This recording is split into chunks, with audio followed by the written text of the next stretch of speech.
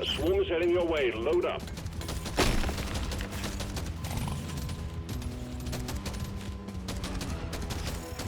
This review is sponsored by this SOB right here. Thanks for the request, Mick. Let's find out if DRG Survivor is worth a purchase or not. So DRG Survivor, I'm just going to call it DRGS from now on to save time, is a single-player top-down survivor auto shooter with basic gameplay and mechanics lifted from Vampire Survivor, with a nice makeover of some DRG flavorings.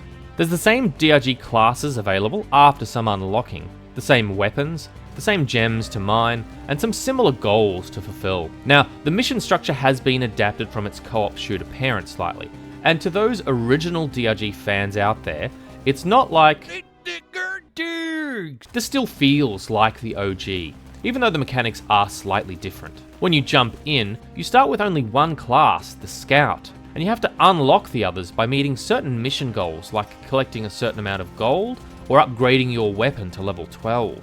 Each class also has 3 separate subclasses that specialize you even further, allowing for greater diversity of play and potential builds that can be focused on like recon or turrets. So at the start of the game, you pick a biome, you choose your hazard difficulty level, and then you pick your character. The drop pod drops you off and you're let loose to complete your primary and secondary objectives. Your main task is to lure out a big boss bug by laying waste to all its smaller bug siblings. In between the bug slaughter, you can try and complete your secondary objective, flower picking or mushroom malingering, which if you complete gives you a little extra dosh for upgrades later. Along the way, you might find resupplies that you can clear a space for, allowing them to drop and give you a special boost. As bugs die, they leave behind little blue orbs of experience that collect and count towards a level up. When you reach a full meter, you're given an RNG roguelike choice of particular upgrades like % increased reload, damage, critical hit, or even just new weapons that auto-fire. When your arachnid genocide has reached a certain threshold, the boss appears, a Praetorian, a Slasher, or even a Mactera. The trick then is to avoid the conga line of bugs now behind you while you attempt to damage the boss and redecorate the cave system with their shredded pancreas.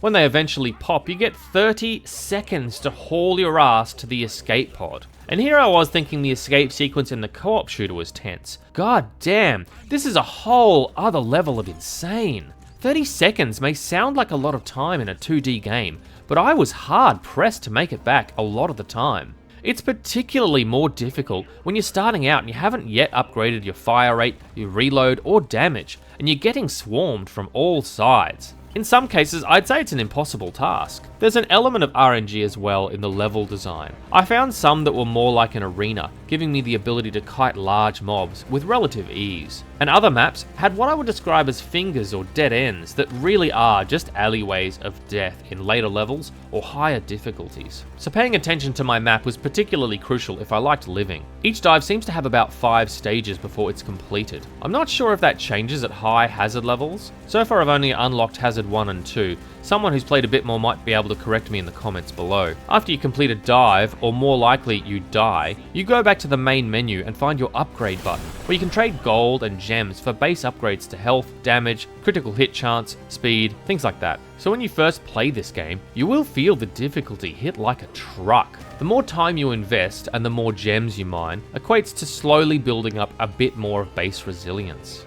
And this is quite palpable in-game. I was a bit worried at the difficulty initially, considering I found Vampire Survivor comparatively easier, and I wondered what the devs were playing at with this. The slow unlock of base stats kind of reminded me very loosely of the perk system in DRG. It was nice to be rewarded for each run, whether it was successful or a failure. In my time with the game so far, I've unlocked all the classes and some of the new biomes, the magma pits and the hollow bow. Compared to the starting class of the Scout, the Gunner felt a little slower, but hit significantly harder, which all seemed sensible. The Engineer folds out turrets intermittently, allowing for some spectacular defensive capability, and the Driller seems to have some good close quarters flame power, plus has the ability to make quick escapes through the wall when needed. Some of the RNG items I personally found more useful than others, like for example cryo bullets for crowd control was excellent, and the fire damage convert for the Gunner turned out to be pretty devastating. I was really enjoying the deployable Tesla towers that the Engineer can get too, all sorts of electrically charged shenanigans. I found that each weapon behaved a little differently, For example, the dual Zukov SMGs would shoot out in an X pattern automatically, meaning accuracy was reliant on my position in relation to the bug I was targeting. In contrast, the minigun would only ever fire in the direction my character was facing. Once I learned the varying weapons behaviours, it was fairly easy to mow bosses down. There's definitely potential for maximising different playstyles as well. Enemy variety mirrors the same that's in the original shooter, which was nice. And this segues us nicely into sound and music actually.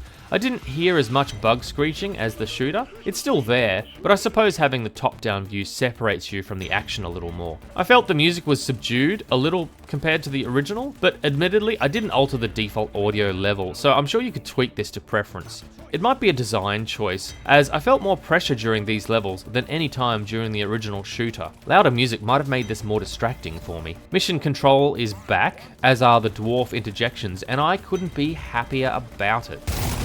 Swarm detected. Get ready. They'll be with you shortly. I've never met an assault rifle I didn't like. There were a few lines I heard that they've created for this title, and I lapped it all up with a smile on my face. There's no beers though, so overall 1 out of 10. So to answer the question, You like dags? Dags. Yeah, Dags. Dags. You like dags? yes, I very much like dags. Even though I'm not a hardcore rabid player of Vampire Survivor, this really struck a chord with me. After the first hour of playing, I felt it was okay, occasionally a little bit brutal. After the second hour, I started to think, okay, I see what they're going for. After the third hour, damn, this is fun. And then I found I just couldn't stop playing. DRG Survivor is dwarf-flavoured crack cocaine. It is that addictive. Oh, hang on. Can this be played on the Steam Deck? Holy crap, this thing is playable on the Steam Deck. This would be the King Kong of time killers. Jesus. So, do what you will with that information, I guess. I think if you're into Survivor genre of games and you're a fan of the original DRG, this is an easy recommend. Your screen keeps filling with insane numbers of bugs until you're dead or you're on the escape pod. I found this more difficult initially than Vampire Survivors, so do keep that in mind. If you're unsure, maybe you like DRG, but the Survivor style is not your jam, just wait for a sale. As I write this, it's currently on sale for, I think, $11 Australian, which is the price for 2 medium coffees, and it's absolutely worth at least that. Honestly, the amount of fun I've had with this personally, DRG Survivor easily outweighs that $14 price tag. I feel like I'm ripping them off. This is totally worth it.